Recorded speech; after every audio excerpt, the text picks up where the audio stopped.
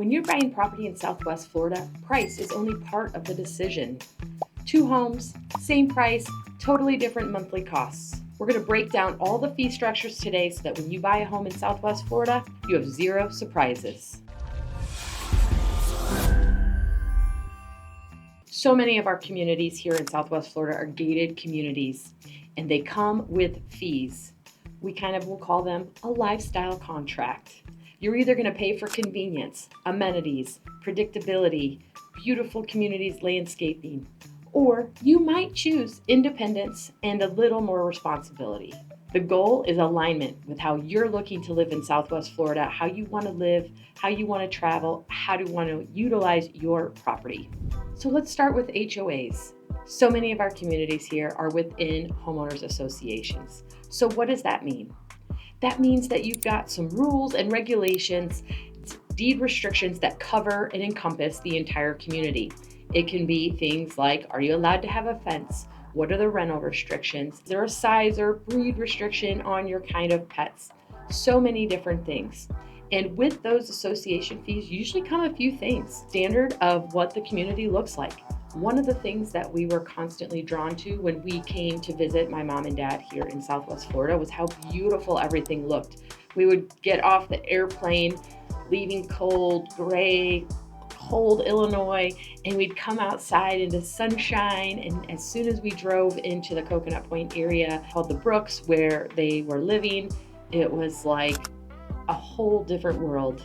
Everything was green, beautiful fresh flowers everywhere. The sun was shining. It was like transporting into a different area, and it was so beautiful, and it totally drew us to this area. But what I like to kind of remind people is that that doesn't come without costs. So there's a lot of landscaping and a lot of work that goes into maintaining these gated communities. So that is part of what your association fees cover, is to make the landscape beautiful and what draws so many people to our area. Also, a lot of them come with amenities. There can be different levels of amenities. Sometimes there's clubs. Sometimes there's a restaurant that comes with food and beverage. So there are a lot of different conveniences and lifestyle decisions that come with choosing whether or not you want to live in an HOA community. So HOA isn't just about the rules that come with it. It's truly buying into a certain lifestyle that you are looking to live. Now let's talk about condos, because that is a different type of association. And sometimes people use them interchangeably, but they are different. So you have your homeowners association and your condo associations. They have their own set of rules. They have their own set of disclosures, and they usually have their own set of fees. Now, you might live in a condo within a homeowners association, and in that case, you're going to have different budgets for each. You're going to have different fees for each. But right now, we're just going to drill down and talk a little bit about condo fees. So a lot of times they are a much higher amount than what you might see for a homeowners association fee. And that's because it covers a lot. When you're in a shared building and space, then the roof, for example, is going to be covered as part of those fees, and it's going to be broken out amongst all the different parcels within the condo building. That also goes along with common spaces and things like that. Your water is often included in a condo. Now, just like with any contract, we always say, once we've kind of narrowed down and you've figured out a few different locations and buildings, communities, associations, condos that you're interested in, we're going to really drill down and pull budgets to see exactly what is included so that you can make apple to apple comparisons, because that is one of our biggest challenges here, is really looking at the fees and what do they cover, because it's never the same. They're always different. They always cover different things. Usually it does include your landscaping, in a condo especially. So a lot of times with a condo, what you are left to cover is going to be your electric bill, possibly a gas bill if it happens to be a gas community, which is rare in Southwest Florida. And then sometimes your cable and internet's included, sometimes it's not. So anyway, we always need to kind of look and really break down what is included.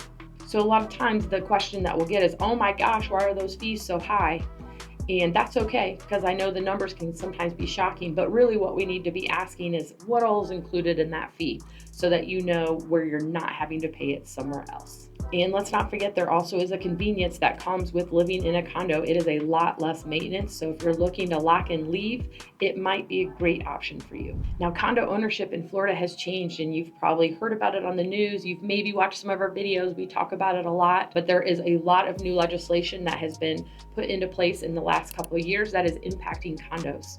And the reason for it is actually a great thing. It is to make sure that our buildings are safe, that they have adequate reserves, and that the maintenance requirements needed for the building are being handled and not the kicking the can down the road, if you will. So a lot of times the associations, in trying to keep fees low, maybe weren't putting reserve requirements into place as they should, maybe didn't have adequate funds in case that there was any kind of emergency. So this all kind of transpired after the Surfside building collapse a few years back on the east coast of Florida, and it really is going to be a good thing.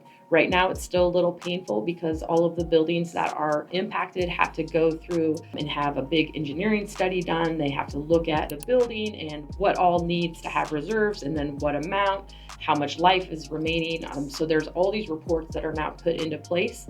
And if you are looking to purchase a condo, then we will talk through whether or not that building is impacted by this, what the requirements are, and then obviously find those documents for you. There are a lot of documents to review when you purchase a condo, and they have actually just recently changed the law on how much time you have to review. So it used to be a 3-day review period. Now it is 7 from the time that you get access to all of the documents. So that also includes the budget, what is the current reserves, all of the things when you're looking at purchasing a condo.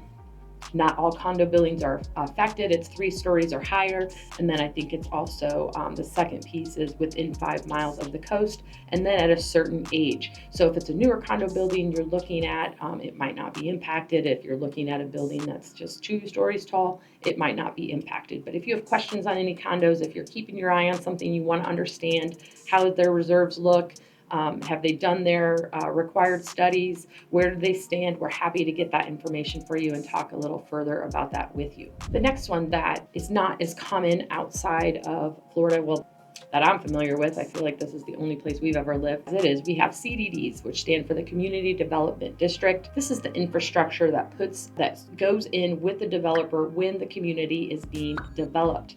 So they typically take out a bond or a loan in order to develop the roadways, the lakes, all the things that go into the base of the community. And then it gets split amongst all of the parcels within the community. So these amounts can vary. They're usually a 20 or a 30-year bond. They have their own board. So you can find websites, you can find meeting minutes, you can find budgets, you get all that information so that you understand what does the CDD cover.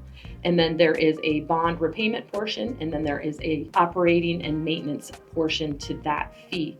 So obviously the operating and maintenance is going to live on forever because roads, lakes, all these things are going to continue to need dollars to maintain over the life of a community, but the bond portion will typically get paid down. Now, the board might come and ask for a new project. Maybe they have to do a lake easement project. Maybe they're eroding. Maybe they need to bring in some new littoral shelf plantings. Who knows? There's all types of things that can happen. But that is kind of what goes into a CDD at a very high level. If you're interested in learning more, happy to send you some resources about that. And if you're looking in a community that has a CDD, happy to help you find all of the information and documents so that you can review that. Now, one thing that's different about the CDD is it does not come to you at a monthly or quarterly payment like your condo assessments or HOA assessments. It is a non-ad valorem item on your tax bill. So you will see it down on the bottom. So you have all of your tax, all your little line items for the tax, the schools, the fire district, the library, etc. Then you're going to have your non-ad valorem assessments, and that is where the CDD rides. So something I just like to remind people, if you are doing a tax estimator in Lee County or Collier County, that is not going to account for a specific CDD. Just like it can't account for, say, if you're looking in Lee County, it's not going to say, oh, you're looking in Estero, so here's the millage rate in Estero. It's going to be an estimate based on averages in Lee County. And then if there is a CDD, you need to add that amount to it. Now, our tax bills are public here in Florida, so you can look up any property that you're looking at and you can find the tax bills and you can see how much they've paid for taxes. We do pay taxes in arrears here. And then just one note of caution, because I hear this happen everywhere that people come from, taxes are calculated different. Here, they are reassessed at the new sales price. So just because the house you're buying paid $5,000 in taxes last year, that does not mean that your tax bill will be $5,000. You need to run an estimator based on the sales price that you're going to be at. And then there are so many things that go into impact in there. Are you a full-time resident? Are you going to have a homestead exemption? If you have a homestead exemption currently, are you going to port over your current? So there's all kinds of other factors that impact the tax amount. But I see this happen all the time where people will say, what were the taxes last year? And I just always want to caution people that just because that's what they were last year does not mean that will be what they are for you if you purchase that home. Some other fees that just want to have in mind that sometimes people miss. Because we have so many associations, homeowners associations, a lot of times we have some extra one-time fees at closing. They are called either a transfer fee or a capital contribution. We jokingly will call it the welcome fee, but this is something that everyone who buys into the community pays, and it goes into the budget. So again, even if you move within the same neighborhood, you still have to pay the capital contribution. It is part of the budget. It is voted on with the board. What that amount will be, they can change, but typically that is just something that the buyer pays it at closing, and it is a line item on the closing statement, and it is a one-time fee. So again, sometimes there's application fees, there's admin fees, sometimes there's an amenity fee. So just want to ask a lot of questions when you start narrowing down where you want to live so that there are no surprises. We can always run you net sheets, closing net sheets to give you an idea of what to expect. They're not perfect, but they will get pretty close to all the different fees. And if you're having someone do that for you, just make sure if you don't see a transfer fee or a capital contribution that you ask the question, is there one in the community you're buying in? Most of them have some sort of fee and they range in amounts. When you buy new construction, they also have these one-time fees that you pay to the builder at closing. So whether you're buying resale, whether you're buying new construction, these are fees that you should expect when you're buying a home in Southwest Florida. So I touched on non-ad valorem assessments a little bit when I was talking about CDDs, but I just want to give you an idea of what else might be in this non-ad valorem assessment portion of your tax bill. I'm just going to utilize my notes to make sure I don't miss anything, but these are items that are not based on the value of your home. Your taxes will be, but they are based on service and district charges. So what else might you see there outside of the CDD? This is where you're gonna find maybe wastewater, stormwater. There might be in Fort Myers, in certain areas, you're within the Fort Myers City District, so you have a special city district line item there on the tax bill. So again, always smart to pull the current tax bill.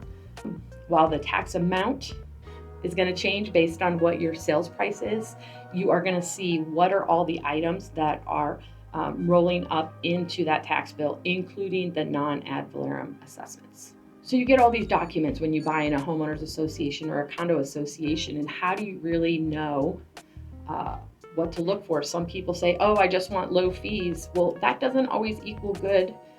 And high fees doesn't always equal good. So you really got to look at the documents, look at the budgets, look at the reports if they have any, look at how much is in reserves. If the reserve amount is too low, and I don't really know what to consider too low, you have to kind of look at what is in the line item, what should be covered with reserves, how much remaining life is there. But if the reserve amount is too low, then that possibly is going to equal more assessments in the future. So if you think about if we have a hurricane and there is a tremendous amount of storm cleanup that needs to happen, that's not always accounted for in the budget because we don't always know what to expect, and sometimes the costs can exceed what the current budget can handle. So in those cases, there might be an assessment that goes out to the community. So again, when you live in a community, there always could be an opportunity for assessments, but you just want to ask a lot of questions. Make sure you get the budget, review the budget, look at the line items, and make sure that everything looks like it makes sense. Again, with the changes in legislation in the condo associations, this is going to be a requirement moving forward that they have their reserves funded to a certain level from a condo association standpoint. So you want to look at how often are they changing the fees, how much are they going up. If you ask for history for the last couple years, look at the budget amounts. You want stability. You want them to be transparent. If they're not being transparent about things, then that is a red flag, in my opinion. So you just want to ask all the kinds of questions that make sense to you as far as what information might you want, so that you can make a determination whether or not that neighborhood is pretty financially solvent. So what are some of the red flags? Like I just talked about, if they're not willing to be transparent, if you can't get questions answered on certain items, you just want to watch that the can is not getting kicked down the road in order to maintain low fees. I also like to just look at the neighborhood. How does it look? What's the furniture look like around the pool? Is it being replaced every so often, or is it looking really rough? Are they replacing the equipment in the gym? All of these things come with a cost. So this is part of what you're paying into having those monthly fees. And we also have to be willing to continue paying for them. And sometimes that does mean that the budget will change a little year over year. But these are some of the things I look at when I'm walking communities that might raise a red flag that causes me to pause and just ask some more questions. So when you're buying a home in Florida, you need to remember there is more than just the cost of the home, and we are here to help you do that. A lot of times we'll start looking with people and we don't necessarily dive right in at the beginning, because if you're looking at 20 different communities, that is a whole lot of information. And the reality is you're probably going to cut 10 or 12 of those out really quickly because they don't match the lifestyle or your budget or something. So there's no need to dive in that deep at the beginning. But as you start narrowing down, once you get to 2 or 3 communities that you're like, I'm really feeling like this could be the spot, that's when we want to start pulling information. We want to start looking for budgets. We want to start narrowing down so that you can compare apples to apples. What do you get? For example, sometimes you might pay $350 a month for that HOA, but it might give you all of your lawn care. It's going to cover your exterior bug. It might cover your cable and your insurance. So you just have to be able to price it all out to know, if you didn't have that, how much would you be paying for it, right? You are paying for the convenience. Sometimes you get a nice little bulk discount in certain communities when they have negotiated that. But again, there are so many factors that play into what is the right place. And we just really want to make sure that there are no surprises. So we want to ask questions. We want to be able to compare apples to apples and help you as you're going on this journey, because it can be overwhelming. But this is what we do every day, and we are here to help make your life easier. We have a lot of tools and knowledge and experience to do that. So if our team can help you in any way, we would love for you to reach out. You can schedule time using the Calendly link below. You can contact us directly at 239-776-6872. We are here to help you so that you can live joy too.